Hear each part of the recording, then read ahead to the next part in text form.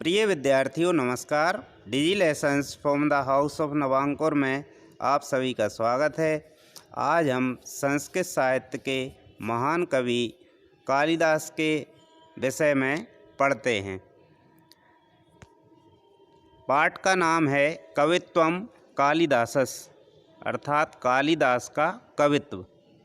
हमारे अंदर जो भी क्षमताएं हैं, कला, विद्या आदि, उनको प्रदर्शित करने की जो क्षमता होती है उसे कवित्व कहा जाता है। तो कालिदास का कवित्व पाठ का नाम है। प्रारंभ करते हैं। महाकवि कालिदासा संस्कृत साहित्यस्य सर्वश्रेष्ठ कवि रस्ति। महाकवि कालिदास संस्कृत साहित्य के सर्वश्रेष्ठ कवि हैं। तेन विरचितानि, इनके द्वारा रचे हुए, इनके द्वारा लिखे हुए, मालविकाग्निमित्रम, विक्रमोर्वशीयम, अभिज्ञान शाकुंतलम चेति, इनके द्वारा लिखे गए मालविकाग्निमित्रम, विक्रमोर्वशीयम और अभिज्ञान शाकुंतलम त्रीणि नाटकानि सन्ति, 3 नाटक हैं। एतेषु नाटकेषु अभिज्ञान शाकुंतलम तु, इन नाटकों में अभिज्ञान शाकुंतलम तो न केवलम संस्कृत साहित्यस्य, न केवल संस्कृत साहित्य का, अपितु विश्वस्य सर्वश्रेष्ठम नाटकम अस्ति, बल्कि विश्व का सर्वश्रेष्ठ नाटक है। महाकवि कालिदास संस्कृत साहित्य के सर्वश्रेष्ठ कवि हैं। इनके द्वारा रचे हुए मालविकाग्निमित्रम, विक्रमोर्वशीयम और अभिज्ञान शाकुंतलम, यह 3 नाटक हैं। इन नाटकों में अभिज्ञान शाकुंतलम तो न केवल संस्कृत साहित्य का बल्कि विश्व का सर्वश्रेष्ठ नाटक है। उच्यते यत्, कहा जाता है कि, कहा गया है कि काव्येषु नाटकम रम्यम, काव्येषु अर्थात कविता करने में, कविता करने में साहित्य की जितनी भी विधाएं होती हैं, चाहे वह लेखन हो, एकांकी लेखन हो, गद्यांश लेखन हो, पद्यांश लेखन हो, कविता विधि हो, या जिस प्रकार की जितने भी प्रकार की लिखने की विधियां होती हैं, उनमें सबसे अच्छी विधि यदि कोई होती है तो वो होती है नाटक लेखन की विधि। तो यहाँ यही कहा जा रहा है कि काव्येषु नाटकम रम्यम, काव्यों में नाटक सुंदर है। रम्यम का अर्थ है सुंदर। काव्यों में नाटक सुंदर है। तत्र रम्या शकुंतला, और वहाँ पर भी सुंदर है शकुंतला, अर्थात अभिज्ञान शाकुंतलम। काव्यों में नाटक सुंदर है, वहाँ सुंदर है शकुंतला। शाकुंतल नाटकस्य वैशिष्ट्य विषय, अभिज्ञान शाकुंतलम की विशेषता के विषय में जर्मन कवि गेटे महोदयस्य, जर्मनी के कवि गेटे महोदय के भावम अर्थात भावों को द्योत्यता प्रकट करते हुए एकेन विदुषाम कथितम यत्, एक विद्वान ने कहा है कि, पूर्ण पैराग्राफ का अर्थ इस प्रकार होगा। महाकवि कालिदास संस्कृत साहित्य के सर्वश्रेष्ठ कवि हैं। इनके द्वारा रचे हुए मालविकाग्निमित्रम, विक्रमोर्वशीयम और अभिज्ञान शाकुंतलम, ये 3 नाटक हैं।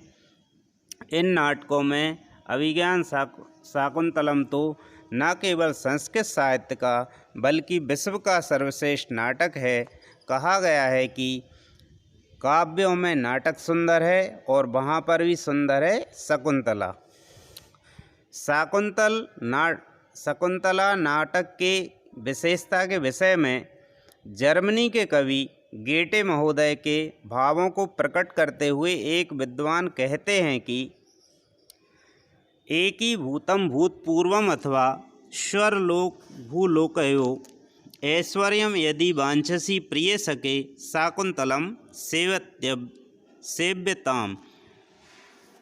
अर्थ होता है कि यदि भूमिलोक और स्वर्गलोक का यदि एक साथ आनंद लेना चाहते हो, भूलोक और स्वर्गलोक का यदि एक साथ आनंद चाहते हो, तो हे सखी, हे मित्र, अभिज्ञान शाकुंतलम का सेवन करो, अर्थात अभिज्ञान शाकुंतलम नाटक को पढ़ो।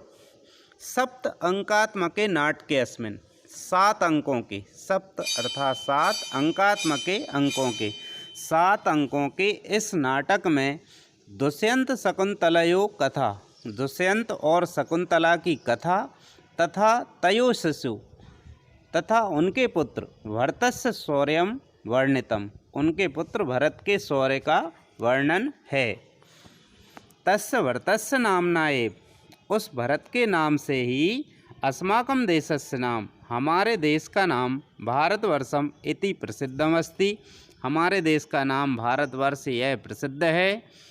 नाटके अस्मिन् भरतवाक्यमाध्यमेन, भरतवाक्यमाध्यमेन महाकवि कथयति, इस नाटक में सूत्रधार के माध्यम से महाकवि कहते हैं कि प्रवर्तताम प्रकृतिहिताय पार्थिवा, पार्थिवा का अर्थ है राजा, राजा प्रकृति के हित के लिए हमेशा तैयार रहें, लोक के हित के लिए हमेशा तैयार रहें।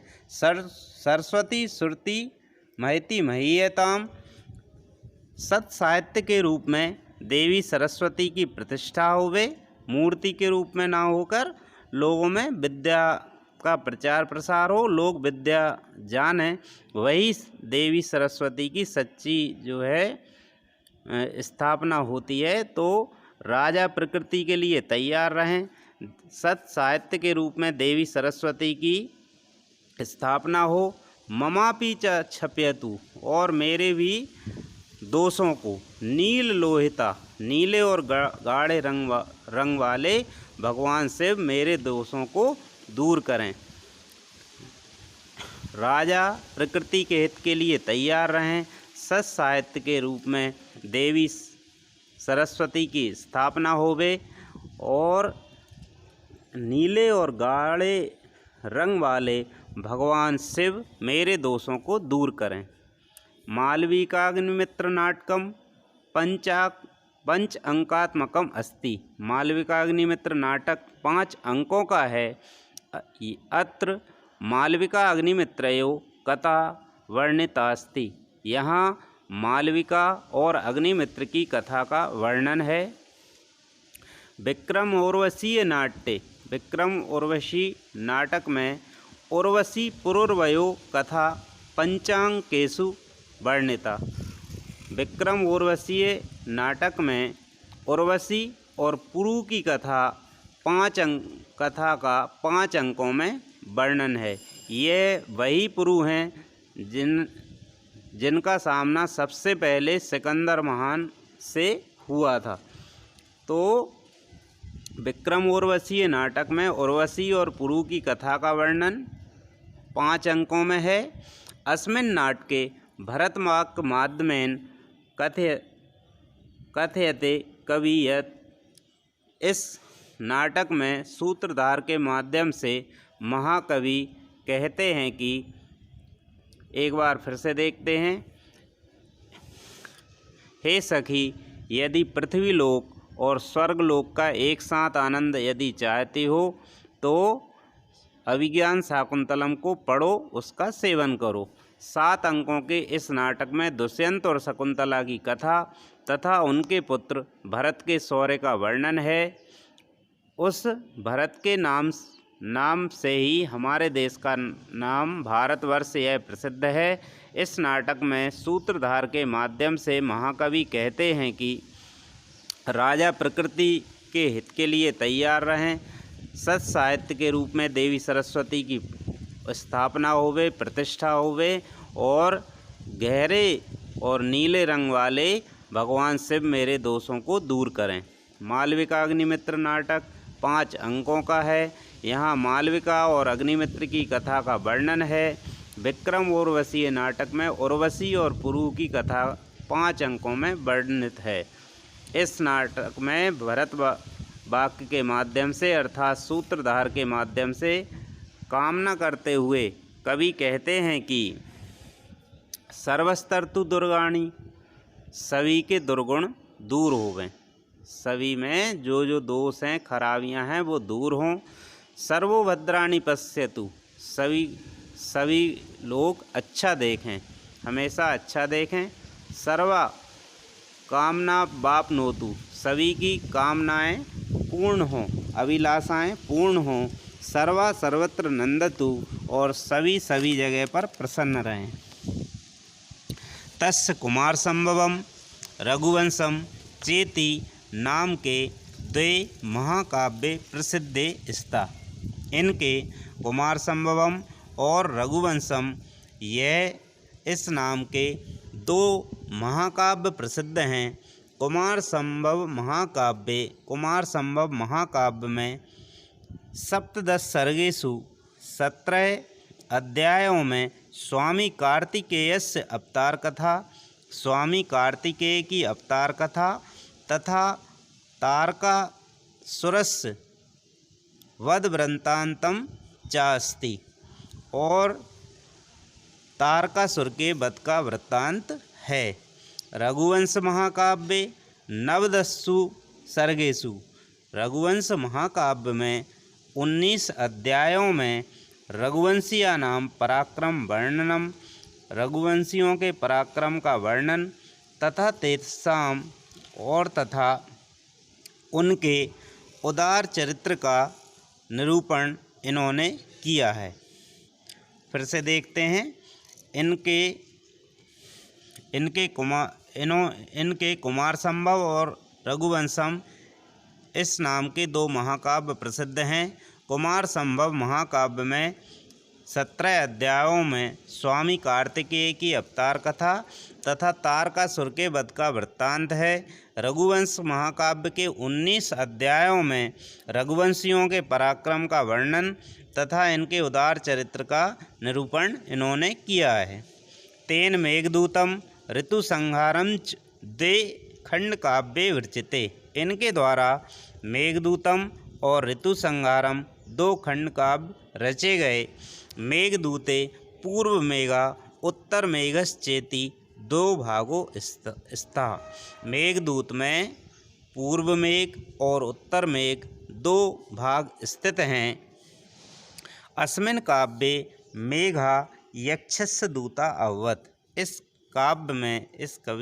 इस काव्य खंड में मेघ अर्थात बादल यक्ष का दूत हुआ है। सा मेघा दूत रूपेण, वह बादल दूत के रूप में रामगिरितः, रामगिरी से हिमालय पर स्थित अलकापुरीं गच्छति, अलकापुरी जाता है।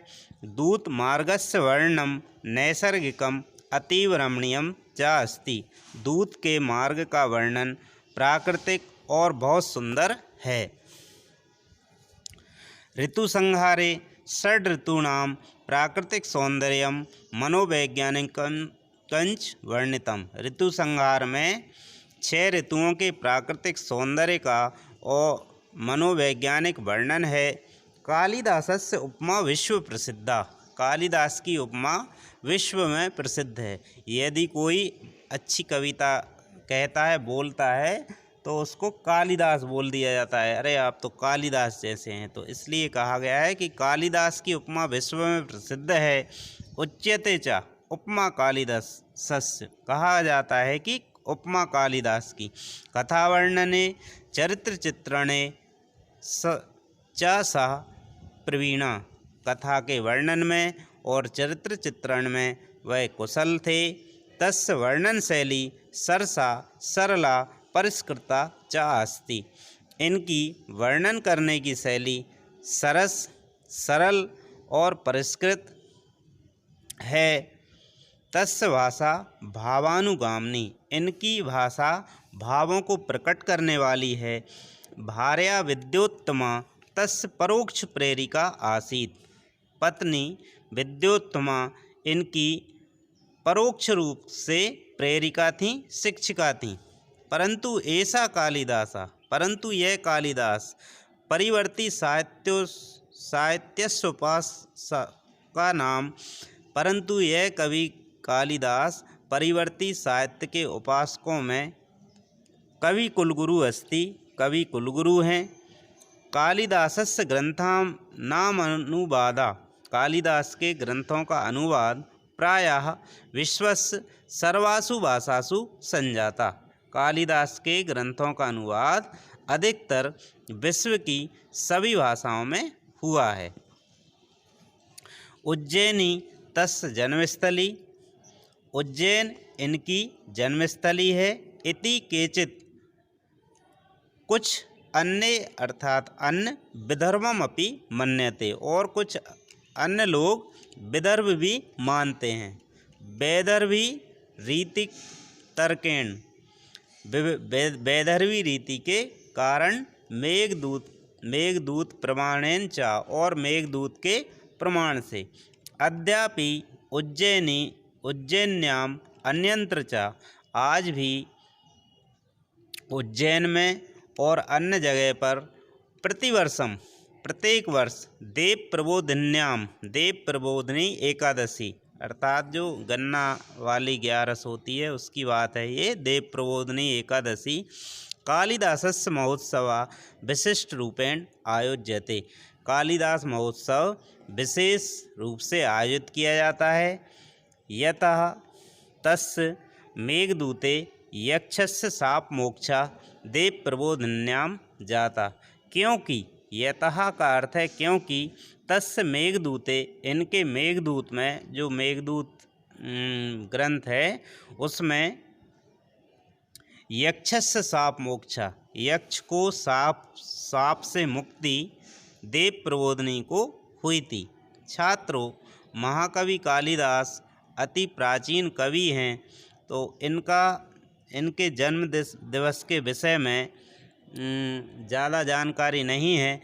इनके द्वारा लिखे हुए ग्रंथों के आधार पर ही उनका जन्मदिन मनाया जाता है। तो इनके मेघदूत में यक्ष को शाप से मुक्ति देव प्रबोधिनी को हुई थी।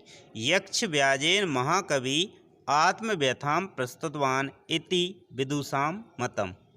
यक्ष के माध्यम से महाकवि ने अपनी कथा को प्रस्तुत किया है, यह विद्वानों का मत है।